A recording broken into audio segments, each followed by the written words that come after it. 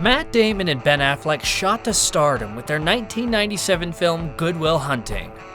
The movie received acclaim, and the pair won an Academy Award for co-writing the screenplay. In addition, the two have been friends for over 40 years, setting an example of male friendship full of love and support. I think only when we were like really young kids and sort of silly and naive enough to imagine that, anything good would ever happen to us. It's, and then we kind of got real. Today, we're taking a closer look at how two drama geeks became Hollywood stars, including how they held business lunches at school and the time one of them convinced a landlord to rent them a place, despite not having the money. Matt Damon might be Ben Affleck's biggest fan now, but the two actors have supported each other for 4 decades now. Matt Damon related to Ben Affleck. Actually, they did some genealogy thing, and we found out that we have some relative from the 1600s who was a bricklayer. Damon and Affleck first became friends when their mothers introduced the little boys. Ben was 8 and Matt was 10. They had similar interests, just like their mothers. Damon's was a professor of childhood education, and Affleck's was a school teacher. But what really cemented the friendship was Affleck defending Damon in a fight when they were young. Matt was about to get beaten up by a bigger kid when, at the last second, Affleck fought him off. I remember that was like a big moment, going like, this guy is like, he will put himself in a really bad spot for me. Like, this is a good friend. And he will be Batman. They also came through for each other by defending their choice to pursue acting careers to parents who were understandably worried, given the low odds of success in the entertainment industry at the time. Affleck began acting at a young age, as a family friend was a casting director and introduced him to the industry. The roles he took as a kid were super cheesy, but, quote, "It instilled in me a deep love and affection for this art and craft and line of work. And it made Matt Damon so incredibly jealous, it drove him into a career in cinema." Affleck certainly doesn't shy away from taking credit, but Damon was the one who helped his friend become serious about the craft. Before Matt, Ben was all by himself. The acting was a solo activity where he would just go act in a little TV show, and no one understood it. None of the other kids knew what it was and how it worked. Then, suddenly, he had this friend who gets it and wants to do it, and thinks it's interesting and wants to talk about it. I had an agent, and I remember I got to be friends with Matt, and he was like, "You have an agent? I want an agent!" And soon, both of them were doing it while holding business lunches to plan their future. Isn't this adorable? Filmmaking became a shared pursuit for the two friends. They were both in love with acting and filmmaking. I think we fed on each other's obsession during really formative, important years, and that bonded us for life, Damon said. We didn't know anybody, right? It was just like we fed off each other's obsession. These two weird kids, you know what I mean? And we were really driven and really disciplined about it. When it was time to head to college, Harvard University for Damon and initially the University of Vermont for Affleck, the two remained close, even regularly talking on the phone. And a few years later, their trust and respect for one another allowed the young creatives to co-write the script for Good Will Hunting, and then reap the rewards of that breakout hit. Once, Daily Variety said that they would get $600,000 on it, and the young actors were quick to use that to their advantage. Having no credit, they went to rent a house that was $3,000 a month, using a copy of the newspaper. I was like, I don't have credit, but this is who we are. And the landlord was like, all right, sure, Affleck said. Of course, one of the rewards they got was winning their first Oscar for Best Writing for an original screenplay, with Ben Affleck being the youngest writer to ever win an Academy Award for screenwriting. The actor was 25 years old. I'd be the youngest if it weren't for Ben, said his best friend. We do win, and then Matt's like, "You go first," which I thought was like really gracious and generous of him. And then I realized he was standing there coming up with things to say. And I went up and thanked Boston 8 times in a row. And watching us tonight. And thank you so much to the city of Boston, and God, I know we're forgetting somebody. Whoever we forgot, we love you and we love you. Thank you so much. With the success of Good Will Hunting, they were able to put their training into practice. The two started a production company and created the reality show Project Greenlight to provide aspiring filmmakers with the opportunity to see their projects become a reality. Damon and Affleck actually did a lot more than encouraging each other to act. They were there for one another financially. At one point, our young and aspiring actors had a joint bank account. It was filled with the money they both made from local commercials and could only be used for trips to New York to audition. We'd take the train, or sometimes we'd even take the aeroplane. It cost like $20 to fly, and you could smoke on the plane. We were smoking like idiots because we thought we were really supposed to be grown up. It was pitiful. Damon said that this attitude was only natural, as their friendship had always followed those rules. If one kid had enough for a candy bar, then the candy bar was bought and split in half. That's just the way it's been, he explained.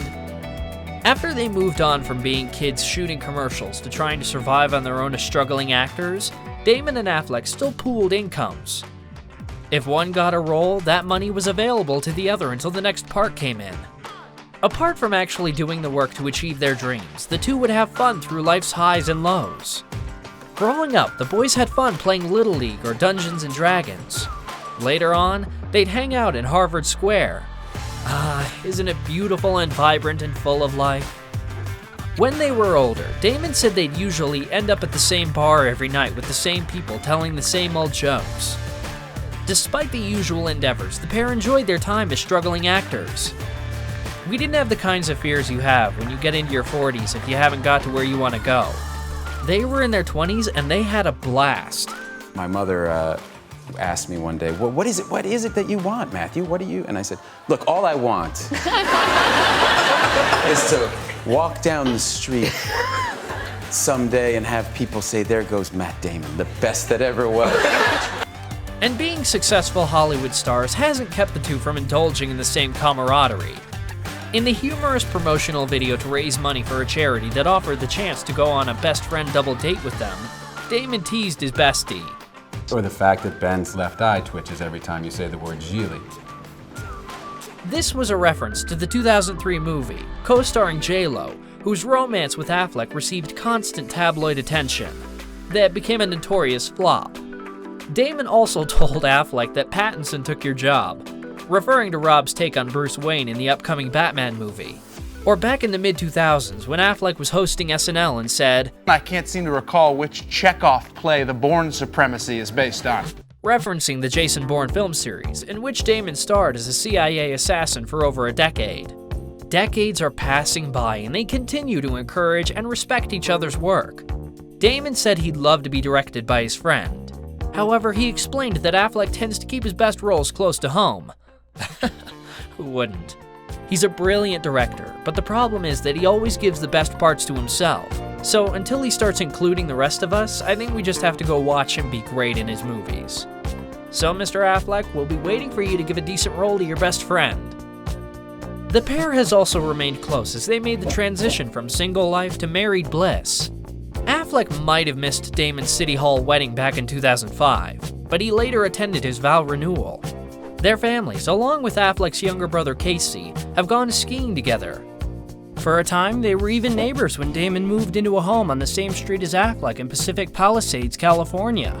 And should we mention again the support Ben had for his newish romance with J-Lo? Years later, the two still have each other's backs. During an interview in 2015, Damon said he thinks that Affleck was largely misunderstood in the public eye, which has led to some unfair judgment of his character. 10 years ago, the public image of him could not have been farther apart from whom he actually is. It was like he was being cast in a role that he was a talentless kind of meathead, with his whole relationship with Jennifer Lopez. Matt said that it was painful to be his best friend because it wasn't fair. Nobody got him at all. And that's not the only misconception people had about the two. In 2012, Damon was asked how he felt about the long-ago speculations that he was in a romantic relationship with Affleck. I never denied those rumors because I was offended and didn't want to offend my friends who were gay, as if being gay were some kind of fucking disease.